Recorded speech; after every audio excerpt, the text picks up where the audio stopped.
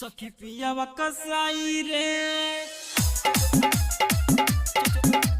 DJ Kanchan Raj Hajipur रहे चीजवा या बरसैया बुझले रबो ए सखी का कही रहे चीजवा या बरसैया बुझले रबर धके देले ला मराई रे रहे चीजवा या बरसैया बुझले रबर धके देले ला मराई रे सखी पियावा कसाई रे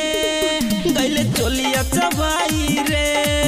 सखी पियावा कसाई रे गइले चोलिया चबाई रे सखी पियावा कसाई रे गइले चोलिया चबाई रे डीजे कंचन राज हाजीपुर वैशाली सखी पियावा कसाई रे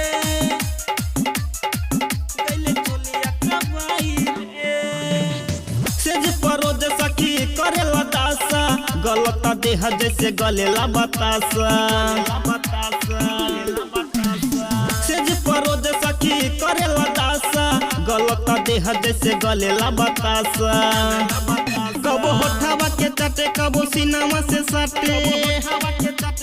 ए सखी कबो होठावा के चाटे कबो सीनावा से साटे हिले पलंग के पलाई रे सखी पियावा कसाई रे गइले चोलिया चबाई रे सखी पियावा कसाई रे गइले चोलिया चबाई रे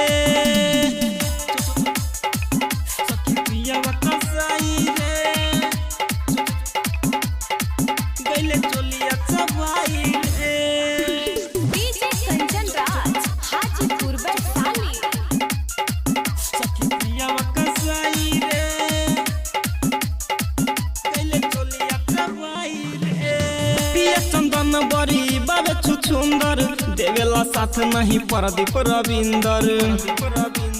ए सखी पिया चंदन बरी बाबे छुछुंदर देवेला साथ नहीं प्रदीप रविंदर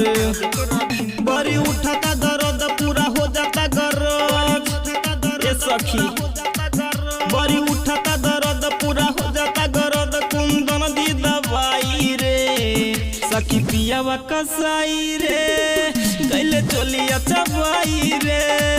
सखी पियावा कसाई रे